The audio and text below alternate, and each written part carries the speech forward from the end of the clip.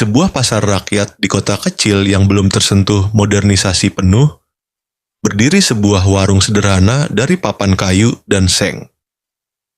Warung itu bukanlah tempat mewah, namun aromanya mengalahkan restoran manapun. Di sanalah Sari menggantungkan hidupnya, seorang janda muda dengan 2 anak yang masih kecil. Menantang waktu setiap pagi demi sepiring nasi hangat dan sesuap harapan. Hidup telah menggugurkan banyak impian Sari sejak kepergian suaminya 2 tahun silam. Ia tak punya warisan, tak punya gelar, hanya keberanian dan tangan yang tak pernah diam. Sari mengandalkan keterampilan memasaknya, warisan dari ibunya dulu yang juga pernah berjualan makanan.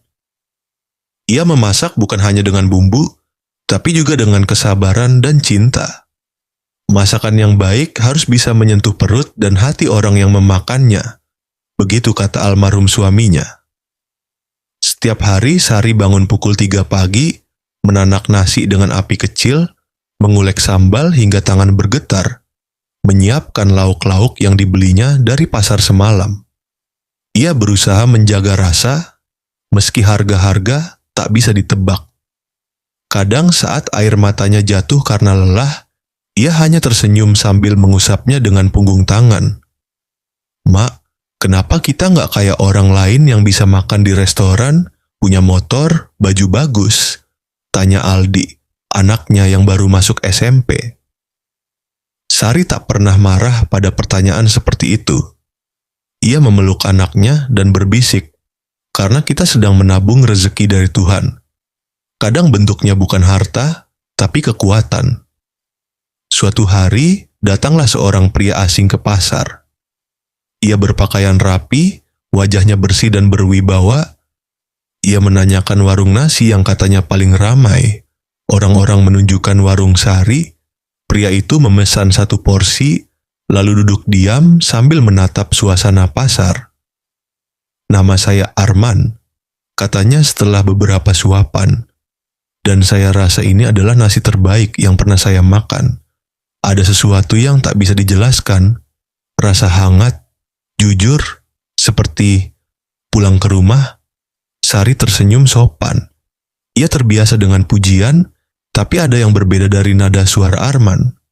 Hari-hari berikutnya, Arman datang kembali. Setiap pagi, ia duduk di bangku kayu yang sama.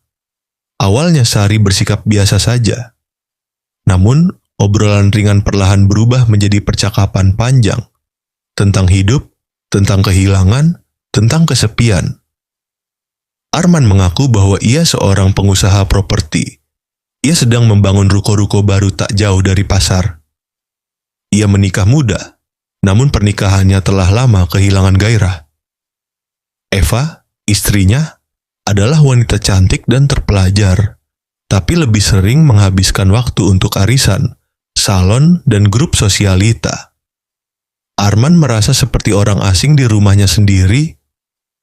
"Kadang saya iri pada orang-orang sederhana seperti kamu, Sari," ujar Arman. "Mereka tahu apa yang mereka cari dalam hidup. Saya punya segalanya, tapi rasanya kosong." Kata-kata itu menusuk. Sari mulai menyadari bahwa kedekatan mereka bukan lagi sekadar hubungan pelanggan dan penjual. Arman kerap membawakan hadiah kecil. Termos nasi, kain batik, bahkan mainan untuk anak-anak Sari. Hati perempuan mana yang tidak luluh? Namun di balik senyum Sari ada keraguan. Ia tahu bahwa lelaki itu sudah bersuami. Ia tahu bahwa dunia mereka tidak akan pernah sama. Tapi perasaan bukan sesuatu yang bisa ditahan seperti menutup tudung saji. Perasaan datang seperti hujan di musim kemarau, menyegarkan sekaligus membahayakan. Malam-malam Sari dipenuhi tanya. Ia berdoa, menangis diam-diam. Ia sadar cinta yang salah tempat bisa mengikis kehormatan, dan kehormatan adalah satu-satunya harta yang dimilikinya. "Ya Allah," bisiknya suatu malam, "jika ini bukan cinta yang kau ridai, tolong padamkan rasa ini sebelum aku lupa jalan pulang." Beberapa bulan berlalu, hubungan mereka semakin dalam. Arman mulai mengajak Sari melihat tanah kosong yang ingin ia jadikan warung modern. "Aku ingin kamu naik kelas," katanya. "Kamu pantas punya tempat yang lebih baik, usaha yang lebih besar." Sari terdiam. Ia tahu niat itu baik, tapi jika dibarengi rasa yang belum halal, ia khawatir keberkahan akan menjauh. Namun saat ia hampir tergoda oleh semua kebaikan itu, datanglah sebuah kenyataan yang menguji segalanya. Eva, istri Arman, mendatanginya. Eva berdiri di depan warungnya dengan tubuh tegak, penuh gengsi. Ia memandang Sari dari ujung kepala hingga kaki, lalu berkata, "Jangan pikir kamu bisa menggantikan posisi saya hanya karena kamu bisa masak dan bersikap manis. Saya tahu segalanya." Sari menatap mata Eva dengan tenang. Ia tidak merasa lebih baik, tidak juga ingin merebut siapapun. "Saya tidak pernah punya niat merebut," kata Sari pelan.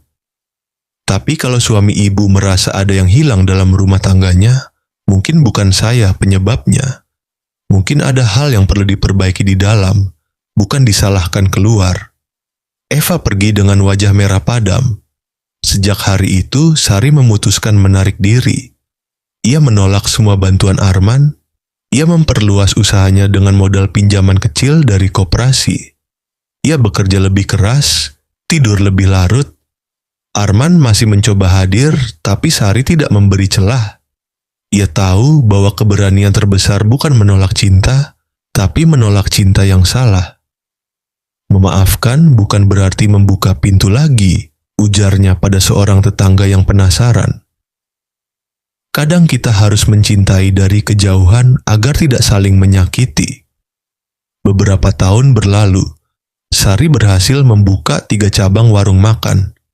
Anak-anaknya tumbuh baik.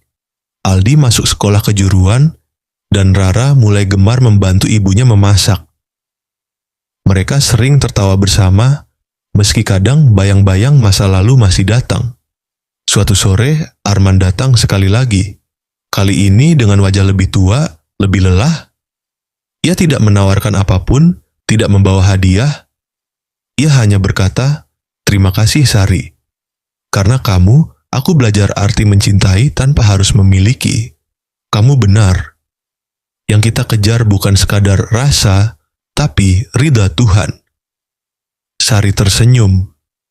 "Dan kamu telah mengajarkanku bahwa kemuliaan perempuan bukan diukur dari siapa yang meminangnya, tapi dari seberapa kuat ia menjaga martabatnya," lanjut Arman. Setelah itu, Arman pergi untuk terakhir kalinya. Dan Sari tahu bahwa cinta yang paling abadi adalah yang tak perlu diumbar, yang diam-diam tumbuh dalam doa, lalu diserahkan kepada Tuhan. Karena hidup tak hanya soal siapa yang bersanding, tapi siapa yang menyandingkan kita di akhirat nanti. Sari menatap warungnya yang kini ramai. Ia tahu perjuangannya belum usai, tapi ia telah sampai pada tahap paling luhur dari cinta, melepaskan demi kebaikan. Jika kamu harus memilih antara cinta dan kehormatan, pilihlah kehormatan. Karena cinta yang sejati akan datang kembali dengan bentuk yang lebih terhormat. Tamat.